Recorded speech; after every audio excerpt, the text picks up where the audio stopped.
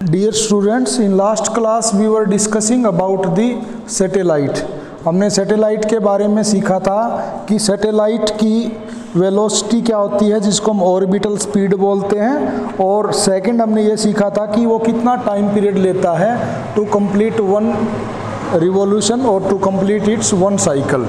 अब नेक्स्ट हम स्टडी करेंगे आज इसके कुछ और फैक्टर्स को।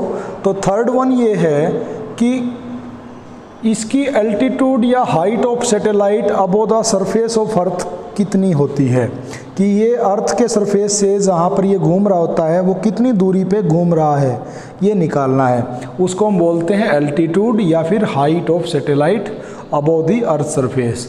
हम ये टाइम पीरियड यहाँ तक निकाल चुके हैं कि ये टाइम पीरियड का स्क्वायर जो है that is equal to 4 square into में r plus h cube divided by r square into में g। This is give us time period of satellite और उसी का स्क्वायर इसके बराबर है। लेकिन मुझे निकालना है अब हाइट ऑफ द सैटेलाइट। तो क्या करते हैं, इसको r प्लस एच का क्यूब, इसको एक साइड रख लेते हैं, बाकी को इस इधर ले आते हैं। T square r square g divided by 4 pi square, दोनों तरफ का क्यूब रूट कर देते हैं। तो r plus h is equal to t square r square g divided by 4 pi square. Okay, और इसकी पावर 1/3 क्यूब रूट करने से यहाँ से h क्या आ जाएगा, h is equal to t square r square g divided by 4 pi, इसकी power 1/3 and minus radius of earth r। तो दिस इज द हाइट और altitude of a satellite above the surface of earth. तो यहाँ से देखने से क्या पता चल रहा है कि ये जो हाइट या एल्टीट्यूड है that depend upon the time period, radius of earth and acceleration due to gravity. ये इतनी चीज़ों के ऊपर डिपेंड करता है। तो आपसे पूछा जा सकता है on which factors time height of a satellite depend upon.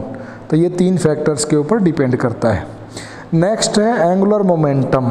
तो एंगुलर मोमेंटम हम कैसे निकाल सकते हैं, एंगुलर मोमेंटम हमें पता है लीनियर मोमेंटम इनटू में radius is known as angular momentum. तो सैटेलाइट जो घूम रहा है एंगुलर मोशन में है, उसका एंगुलर मोमेंटम कितना है ये निकालना है। तो fourth one is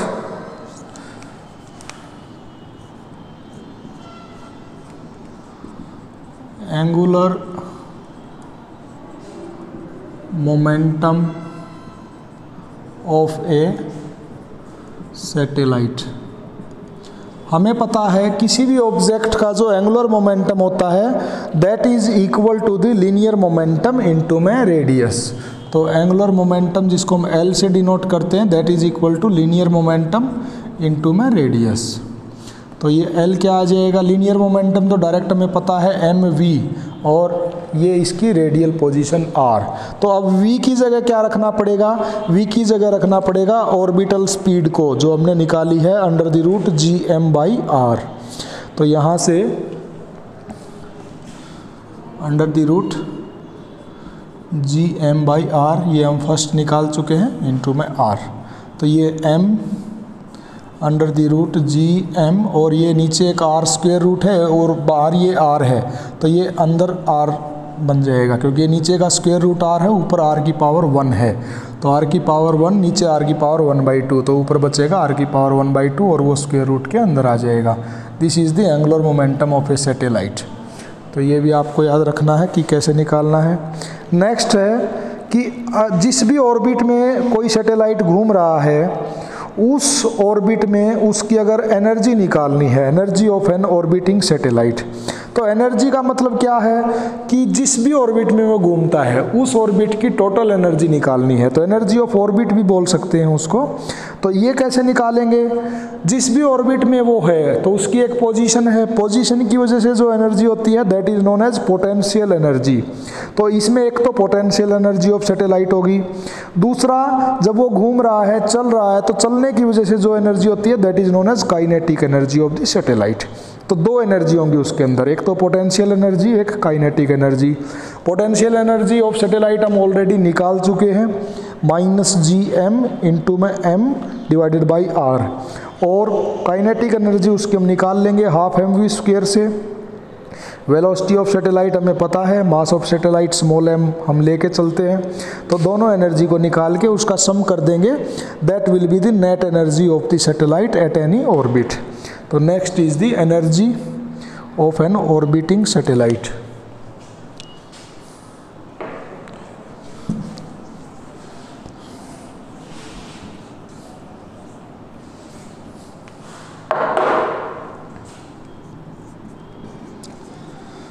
Energy of an orbiting satellite. This net energy will be equal to sum of potential energy plus kinetic energy. अब पोटेंशियल एनर्जी हम ऑलरेडी निकाल चुके हैं, that is equal to the -gmm/r।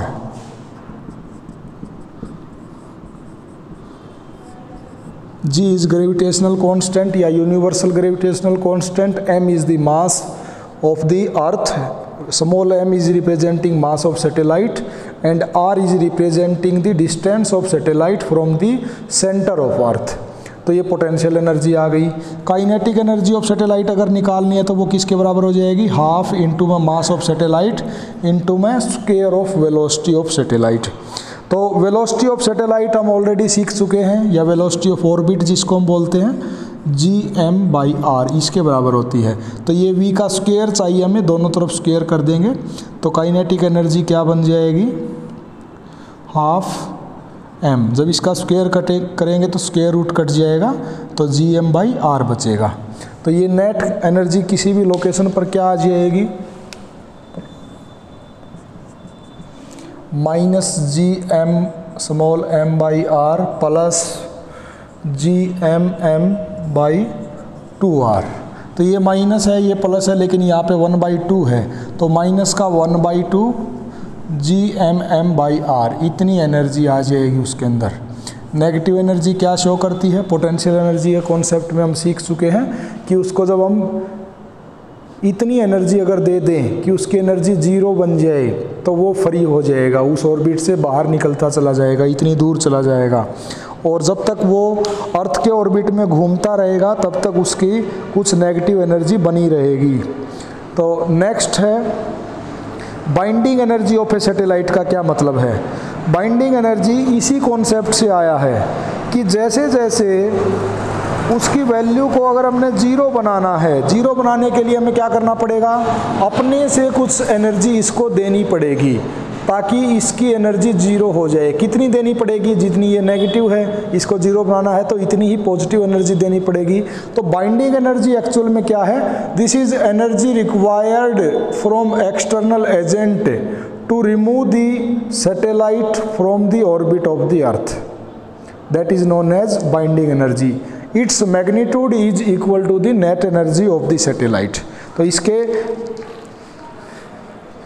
जो ये net energy है इसके magnitude के बराबर होगी, सिर्फ मैग्नीट्यूड वाइज तो उसका इतना होगा, लेकिन उसका कॉन्सेप्ट क्या है कि इतनी एनर्जी रिक्वायर्ड होती है किसी भी सैटेलाइट को अर्थ के ऑर्बिट से फ्री करने के लिए, क्योंकि इस एनर्जी के साथ हम ये कह सकते हैं, समझ सकते हैं कि वो उसको पकड़े हुए है, जाने नहीं देता, बाइंड किए हुए है।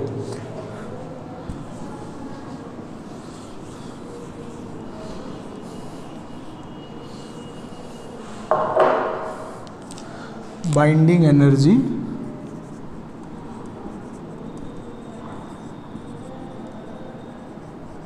Of satellite, it is energy required by the satellite to make it free, मतलब ये फ्री हो जाए, घूमे नहीं, घूम के उसको छोड़ के चला जाए अर्थ को, तो वो कितना होगा, जितनी इसकी अंदर नेगेटिव पोटेंशियल एनर्जी है उसको जीरो बनाने के लिए तो उतनी ही पॉजिटिव एनर्जी की ज़रूरत पड़ेगी।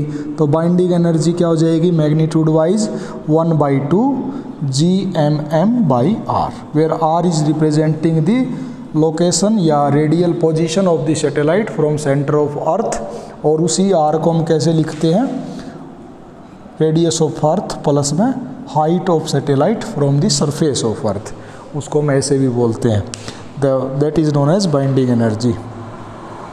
अब नेक्स्ट ये है, सैटेलाइट जो है दो तरीके के होते हैं। एक सैटेलाइट तो ऐसा होता है जो अर्थ के साथ साथ घूमता है, जैसे जैसे अर्थ घूमती है उसी के साथ साथ वो भी घूमता है, उसको हम बोलते हैं जियो स्टेशनरी या जियो सिंक्रोनाइज सैटेलाइट। तो जियो स्टेशनरी सैटेलाइट का मतलब क्या है, a satellite which rotate with the rotation of earth and this look like a fixed satellite. हम एक जगह से जब भी इसको देखते रहेंगे अर्थ पे किसी भी जगह से, ये लगातार एक ही जगह दिखाई देगा। क्यों? क्योंकि जितना अर्थ घूमती है उतना ही साथ में ये भी घूम जाता है, इसलिए विद रिस्पेक्ट टू अर्थ हमें यहाँ पे खड़े क्या लगता है कि ये घूमता ही नहीं, ये तो स्टेशनरी है, that is known as geostationary satellite. तो जियो स्टेशनरी सैटेलाइट, ये हमें ऐसा लगता है कि ये फिक्स्ड है, स्टेशनरी है एक ही जगह पे। तो इसकी जो हाइट होती है वो हम ऑलरेडी निकाल चुके हैं, height of geostationary satellite is equal to T² R² G divided by 4π², T² R² G divided by 4π², पूरे की पावर 1/3 माइनस में radius of earth. This is the height of geostationary satellite. अब अगर जियो stationery satellite की ये height मुझे निकालनी है तो कैसे निकालेंगे, r की जगह रखेंगे रेडियस ऑफ अर्थ, g की वैल्यू रखेंगे 9.8, t टाइम पीरियड, जितने टाइम पीरियड में अर्थ अपना एक चक्कर लगाती है उतने ही टाइम पीरियड में ये भी लगाएगा, तो 24 आवर्स बन जाएंगे।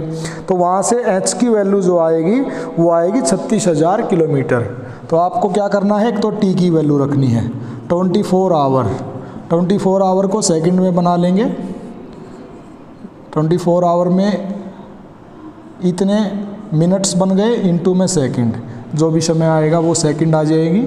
और रेडियस ऑफ अर्थ क्या होती है 6400 किलोमीटर, 6.4 इंटू 10⁻⁶ मीटर। जी की वैल्यू 9.8 लेनी है।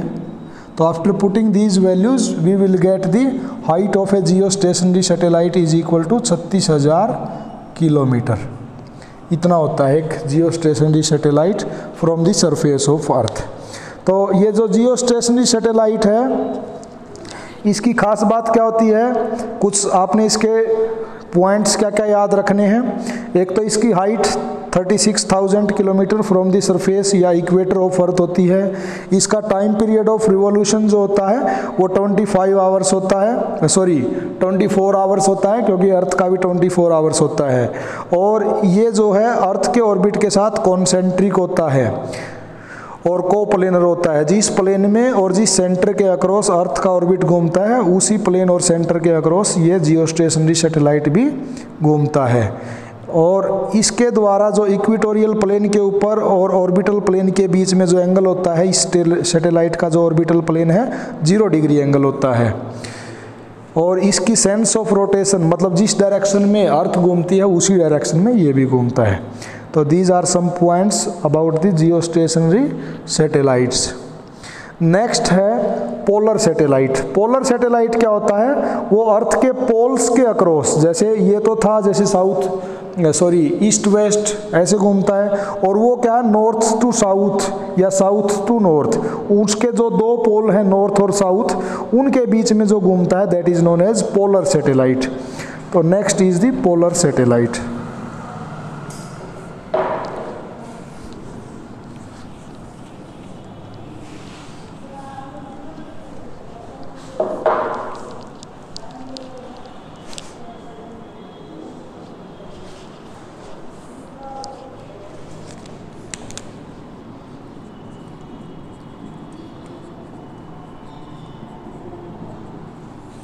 पोलर सैटेलाइट में क्या होता है, मान लिया दिस इज़ द अर्थ, ये इसका ईस्ट पोल है, ये वेस्ट पोल है, ये नॉर्थ, ये साउथ। तो अर्थ तो वेस्ट टू साउथ ऐसे घूमती है, तो जो जियो स्टेशनरी सैटेलाइट था वो तो इसी के साथ साथ ऐसे घूमेगा, लेकिन जो पोलर सैटेलाइट है वो नॉर्थ टू साउथ या साउथ टू नॉर्थ इस पोल के अक्रॉस जो घूमता है, perpendicular to this equatorial line, that is known as polar satellite. तो ये होता है polar satellite which revolve around an axis perpendicular to the equatorial line. तो इसकी खास बात क्या होती है पोलर सैटेलाइट की, कि ये ज़्यादा दूर नहीं होता, ये सरफेस ऑफ अर्थ से 500 टू 800 किलोमीटर के अप्रोक्सीमेटली होता है, ये उसकी तरह नहीं होता कि 36,000 किलोमीटर दूर। और इसका टाइम पीरियड ऑफ रोटेशन भी जो है इतना ज़्यादा नहीं होता, ये लगभग 100 मिनट में अपना एक चक्कर लगा लेता है। तो एल्टीट्यूड तो इसका होता है 500 टू 800 किलोमीटर। इसका time period of completing one cycle जो होता है वो लगभग 100 मिनट के बराबर होता है। और इसकी खास बात क्या होती है कि जब ये एक चक्कर लगाएगा उसी टाइम ड्यूरेशन में अर्थ जो है अपना कुछ घूम जाएगी, क्योंकि अर्थ तो ऐसे घूम रही है और ये ऐसे घूम रहा है, तो ये एक दिन में कई चक्कर लगा लेता है और हर चक्कर में ये नए नए फोटो या नई नई लोकेशन को कैच करता है। तो it can complete multiple cycle in a day. तो ये एक दिन में मल्टीपल साइकिल्स को कंप्लीट कर लेता है। And in every cycle it catch new position. Jio stationery satellite तो क्या था, वो तो एक ही जगह पे फिक्स है, उसको जो दिखाई दे रहा है अर्थ के ऊपर वो एक ही जगह का सब कुछ जितना भी दिखाई दे रहा है उतना ही दिखाई दे रहा है, लेकिन ये हर चक्कर में नई चीज़ देखता है, क्योंकि अर्थ दूसरे एक्सिस के अलोंग घूम रहा है और पोलर सैटेलाइट दूसरे एक्सिस के अलोंग घूम रहा है, इस वजह से। तो इसका क्या काम है, ये जैसे ग्राउंड वाटर का सर्वे करना है उसके लिए काम करता है, उसके लिए यूज़फुल है। अगर कोई एरिया ऐसा है जहाँ पर सूखा पड़ने वाला है, ड्रॉट आने वाला है, तो उसकी असेसमेंट देता है ये हमें। दूसरा, कितने एरिया के अंडर फॉरेस्ट है ये उसके बारे में बताता है। ये हमारे को अगर कोई वेस्ट पड़ी है लैंड अर्थ के ऊपर उसका मैप बना के देता है कि यहाँ पर ये जो धरती है लैंड है ये वेस्ट पड़ी है। ये हमारे को कोई फसल में डिजीज़ आने वाली है क्रॉप्स में तो उसके बारे में भी पहले से ही अनुमान लगाने में मदद करता है। और ये रिवर या ओशियन में फिशिंग जोन जो होते हैं उनके बारे में बताता है। और सबसे बड़ी बात, जो स्पाइंग पर्पज़ के लिए जो सैटेलाइट यूज़ किए जाते हैं they are known as polar satellite. जासूसी के लिए किसी एनिमी का एरिया है वहाँ पे ट्रूप्स या उनकी पोजीशन उसके बारे में पता लगाना है तो पोलर सैटेलाइट का यूज़ किया जाता है। अगर कहीं पे कोई न्यूक्लियर एक्सप्लोजन होने वाला है उसके बारे में पता करना है तो भी हम पोलर सैटेलाइट का यूज़ करते हैं। तो पोलर सैटेलाइट अच्छा खासा यूज़ किया जाता है क्योंकि इसका एक तो साइकिल टाइम बहुत कम है और ये एक दिन में कई सारे साइकिल्स को कंप्लीट कर लेता है, तो इसको हम इसलिए यूज़ करते हैं।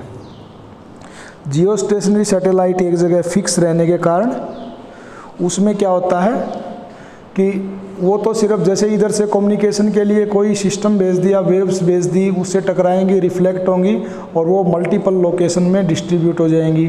तो ऐसी जगह पे तो उसका हम यूज़ कर सकते हैं, लेकिन इस तरह के जो पर्पज़ हैं उसके लिए फिर हम लोग पोलर सैटेलाइट को ही यूज़ करते हैं। अब नेक्स्ट है escape speed of the satellite.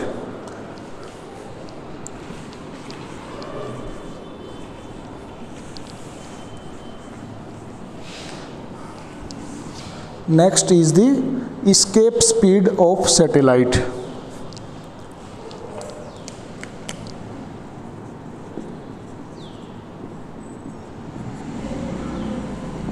escape speed का मतलब क्या है कि अर्थ से वो कम से कम स्पीड के साथ किसी सैटेलाइट को छोड़ा जाए कि वो वापस ना आए। क्योंकि हमें पता है कि वेलोसिटी के बढ़ाने से एक लिमिट के बाद जब तक वेलोसिटी नहीं बढ़ाएंगे तब तक तो कोई भी ऑब्जेक्ट को अगर हम ऊपर की तरफ फेंकते हैं तो वो वापस अर्थ के ऊपर ही आके गिर जाता है। लेकिन वो उस वेलोसिटी को बढ़ाते जाएंगे, एक ऐसी लिमिट आ जाएगी जिसके बाद अगर वेलोसिटी या किसी ऑब्जेक्ट को आप फेंकेंगे या थ्रो करेंगे तो वो वापस अर्थ पे नहीं आएगा, वहाँ पे ग्रेविटेशनल इफेक्ट ख़त्म हो जाता है और वो अर्थ के सरफेस, अर्थ का जो इफेक्ट है उससे बाहर निकल के चारों तरफ उसके घूमने लगता है। तो एस्केप स्पीड का मतलब क्या है? It is that minimum speed required after which an object will not come back on the earth, that is known as escape speed. अब इसको हम कैसे कैलकुलेट करेंगे? इसको हम ऐसे कैलकुलेट करेंगे कि अर्थ किसी ऑब्जेक्ट के ऊपर जो फोर्स लगाती है वो ड्यू टू ग्रेविटेशनल अट्रैक्शन, अब मान लिया उसके ऊपर जो फोर्स लगाती है उसके अगेंस्ट हमें काम करना पड़ेगा। तो नेट वर्क डन कितना करना पड़ेगा किसी ऑब्जेक्ट को रेडियस ऑफ अर्थ, मतलब फ्रॉम ग्राउंड टू इनफाइनाइट तक पहुंचाने के लिए जो वो नेट वर्क डन करना पड़ेगा, हम उस वर्क डन को kinetic energy of that object उसके साथ इक्वेट कर देंगे और वहाँ से हमारे पास एस्केप स्पीड की वैल्यू आ जाएगी। तो मान लेते हैं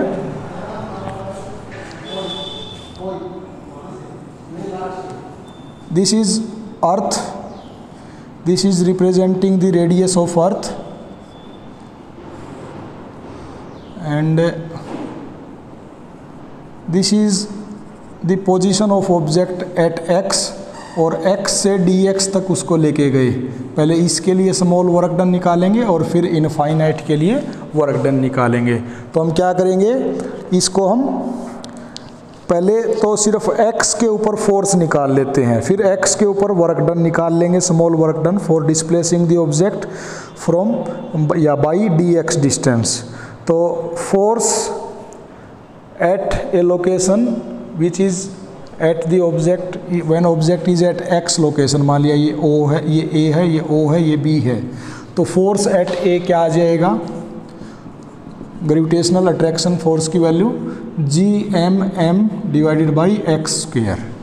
work done, small work done जब उस ऑब्जेक्ट को dx डिस्टेंस तक डिस्प्लेस किया तो Gmm by x square into में dx, this is small work done. अगर नेट वर्क डन निकालना है तो इंटीग्रेशन कर देंगे r टू इन्फिनिट, मतलब from the surface of earth to infinite distance तक ले जाने के लिए Gmm by x square into में dx। तो कांस्टेंट वैल्यूज़ तो बाहर आ जाएंगी, Gmm by x square integration के अंदर रहेगा r टू इनफाइनाइट dx। तो इसका इंटीग्रेशन क्या हो जाएगा? Gmm, इसका मतलब क्या है? x की पावर -2 और इंटीग्रेशन क्या हो जाएगा? -2 + 1 divided by -2 + 1 infinite to r। x की पावर n का इंटीग्रेशन होता है x की power n + 1 divided by n + 1, कई बार मैं बता चुका हूँ। सॉरी, ये इनफाइनाइट टू r नहीं है, r टू इनफाइनाइट है। अब यहाँ से ये जो वैल्यू आएगी Gmm और ये आ जाएगा -1/x r टू इनफाइनाइट। तो Gmm -1/इनफाइनाइट माइनस माइनस प्लस 1/r, तो ये Gmm divided by r। This is the work done for bringing an object from surface of earth to infinite distance. और ये वर्क डन किसके बराबर हो जाएगा? इस ऑब्जेक्ट को या सैटेलाइट को काइनेटिक एनर्जी जो हमने जितनी दी है उसके बराबर हो जाएगा, हाफ mv²। तो m से m गया, यहाँ से v की वैल्यू क्या आ जाएगी? 2Gm/r और स्क्वायर रूट। इतनी मिनिमम इतनी वेलोसिटी हमें उसको देनी पड़ेगी, तब जाके कोई भी ऑब्जेक्ट सरफेस ऑफ अर्थ से बाहर निकलता है। ये किस किस पे डिपेंड करता है? G का मतलब ग्रेविटेशनल कांस्टेंट, ये तो यूनिवर्सल कांस्टेंट है। M mass of earth and R is the radius of earth. तो ऑब्जेक्ट का क्या साइज है, क्या वेट है, क्या मास है, क्या डायमेंशन है, डजेंट मैटर। एस्केप वेलोसिटी सिर्फ डिपेंड करती है कि मास ऑफ अर्थ कितना है और रेडियस ऑफ अर्थ कितना है। तो इसका मतलब एस्केप वेलोसिटी जो है वो फिक्स्ड है, चाहे कोई भी ऑब्जेक्ट है सब के लिए एस्केप वेलोसिटी की वैल्यूज फिक्स्ड होती है। और जब इसकी वैल्यू रखेंगे g और m की और r की, वहाँ से हमें ये मिला है कि इसकी वैल्यू 11.2 किलोमीटर पर सेकेंड होती है। तो escape velocity of every object on the earth is 11.2 kilometre पर सेकेंड। क्योंकि ये सारी वैल्यूज़ कोई फ़र्क नहीं पड़ता कि हमने किस ऑब्जेक्ट को बाहर भेजना है, ये तो ग्रेविटेशनल कांस्टेंट फिक्स्ड है, mass of earth, radius of earth. तो जिस भी ऑब्जेक्ट को भेजना हो, चाहे वो छोटा हो बड़ा हो, किसी भी चीज़ का बना हो, कोई भी शेप हो, उसकी वेलोसिटी इतनी होनी चाहिए 11.2 किलोमीटर पर second, then that will not come back. तो आज हम यहाँ पे स्टॉप करते हैं, कल इस यूनिट के न्यूमेरिकल करेंगे। Thank you.